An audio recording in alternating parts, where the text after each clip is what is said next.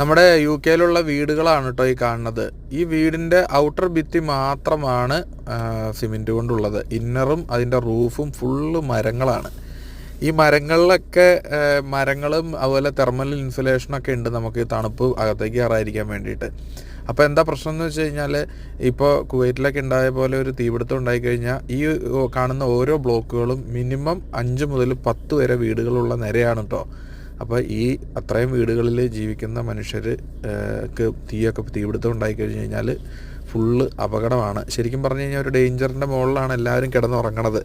ഏതെങ്കിലും ഒരു വീട്ടിലെ ബോയിലറോ എന്തെങ്കിലും ഒന്ന് പൊട്ടിത്തെറിച്ച് തീപിടുത്തമൊക്കെ ഉണ്ടായിക്കഴിഞ്ഞാൽ ആ ഒരു നിരയിലുള്ള വീട്ടുകാർ മുഴുവൻ ചിലപ്പോൾ കത്തിച്ചാമ്പലാവും കേട്ടോ. പക്ഷേ എല്ലാ വീടുകളിലും സേഫ്റ്റി അലാം ഉണ്ട്. അലാം കണ്ടിന്യൂസ് ആയിട്ട് അടിച്ചു കഴിഞ്ഞാൽ ഇറങ്ങി ഓടുക എന്നുള്ളതാണ് നമുക്ക് ചെയ്യാൻ പറ്റുന്ന കാര്യം. എന്തായാലും തീപിടുത്തങ്ങൾ ഒന്നും ഉണ്ടാവാതിരിക്കട്ടെ എന്ന് പ്രാർത്ഥിച്ചുകൊണ്ട്